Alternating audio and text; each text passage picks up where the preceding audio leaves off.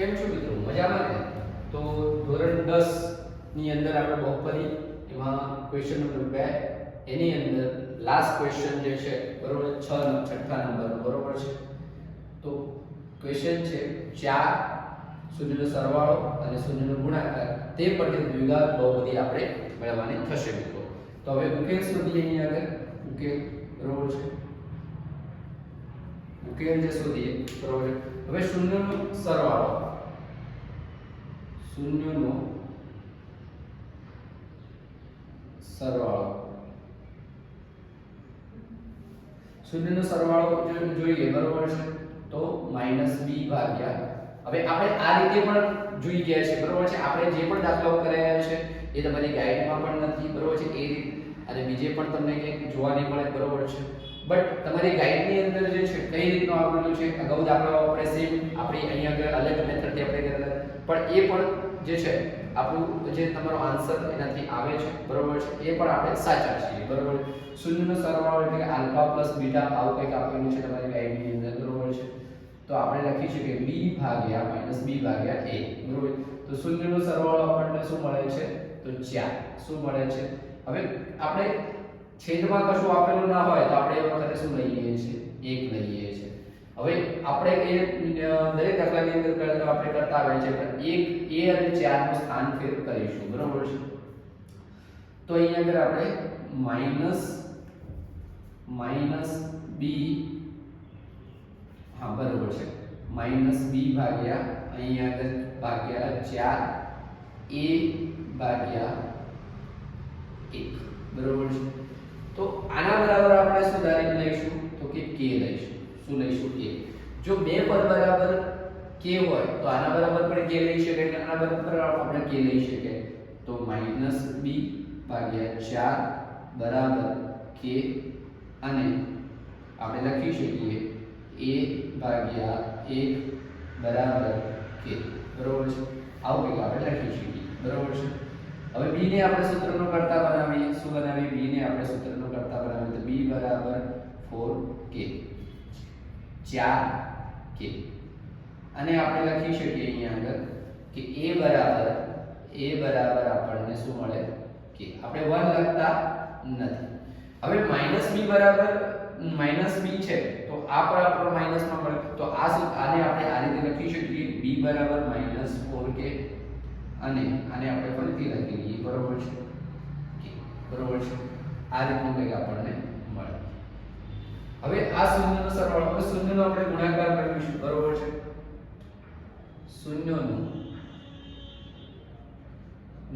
ગુણાકાર બરોબર છે, ગુણાકાર બરોબર છે. શૂન્યનો ગુણાકાર એટલે આલ્ફા બીટા બરોબર છે. આલ્ફા બીટા આપણે કરીએ છીએ બરોબર છે. બરાબર આપણે લખી શકીએ, આપણે લખતા જ હોઈએ એઝ યુઝ્યુઅલ કે c ભાગ્યા a બરાબર. અહીંયા આગળ આપણે શું આપેલું છે? 1 આપેલું છે. તો જ્યારે છેદમાં કશું ના આપેલું હોય તો આપણે શું લઈએ છીએ? 1 લઈએ છીએ. આવા કેસની અંદર આપણે એઝ યુઝ્યુઅલ કરતા હોઈએ છીએ એ પ્રમાણે મિત્રો શું થશે? ચોકડી ગુણાકાર થશે. શું થશે? ચોકડી ગુણાકાર થશે બરોબર છે. તો અહીંયા આગળ લખી શકીએ c બરાબર આપણને a મળે. શું મળે? c બરાબર a મળે બરોબર છે. હવે a બરાબર આપણને શું આપેલા છે? k આપેલા છે. તો c બરાબર આપણે શું લઈશું? k. કારણ કે a બરાબર શું છે? k બરોબર છે. આવું આપણે મેળવીએ છીએ. હવે દ્વિઘાત બહુપદી આપણે જે છે પરથી આપણે દ્વિઘાત બહુપદીની વાત કરીએ તો દ્વિઘાત બહુપદી બરોબર છે. દ્વિઘાત બહુપદીની વાત કરીએ, દ્વિઘાત બહુપદી બરોબર છે. તો દ્વિઘાત બહુપદીની અંદર તો જે છે બરોબર છે, તો એમાં આપણે સૂત્ર શું છે આપણી જોડે? તો સૂત્ર જે છે px ax² bx c બરોબર છે. આવું કંઈક આપણને મળે છે બરોબર છે. તો આ રીતે હવે અહીંયા આગળ મિત્રો જે છે બરોબર છે, a બરાબર આપણે શું લઈશું? k લઈશું. શું લઈશું? a બરાબર k. b બરાબર આપણે શું લઈશું? 4k. આપણે અહીંયા આગળ જે સાઈન આપેલું છે એ જ લઈશું. આપણે શું લઈશું? -4k. શું લઈશું? -4k. 4k. પછી અહીંયા c બરાબર આપણે શું લઈશું? k લઈશું. બરાબર છે. હવે આમાં આપણને કોમન શું મળે છે? તો k મળે છે. શું મળે છે? તો k ને આપણે કોમન લઈ લઈએ. બરાબર છે. કૌંસની અંદર બનશે શું? -4. બરાબર છે. તો આ આપણે દ્વિઘાત બહુપદી મળે છે મિત્રો. બરાબર છે. તો આ રીતે આપણે આ જ પ્રકારના દાખલાઓ આપણે જો ગણતા રહીશું. બરાબર છે. અને આ ચેપ્ટર પ્લસ આના પછીના પણ ચેપ્ટરો આપણે YouTube ની અંદર અપલોડ કરીશું. બરાબર છે. દ્વિઘાત બહુપદી સરસ મજાનું ચેપ્ટર છે મિત્રો. કોઈ પણ દાખલો તમે એને શું કહે કે ગણશો નહીં ત્યાં સુધી એ તમને આવડશે નહીં. તો અને જે સુધી તમને ડર રહેશે કે ભાઈ મને નહીં આવડે તો ત્યાં સુધી નહીં જ આવડે. બરાબર છે.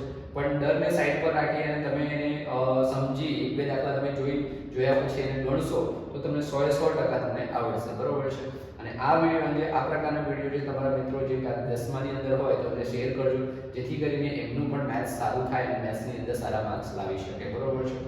તો બીજા પાર્ટના વિડિયો પણ આપણે લેક્ચર જે તમને મળતા રહેશે અને ચેનલને સબસ્ક્રાઇબ કરી લેજો. અને તમને કંઈ જરૂર હોય કે મારા કામથી તમને એવું લાગતું હોય કે ભાઈ આમાં પણ સાહેબ આમાં બધું અમને કંઈક વધારે પ્રેક્ટિસ માટે તો એ પણ આપણે લાવીશું. બરાબર છે.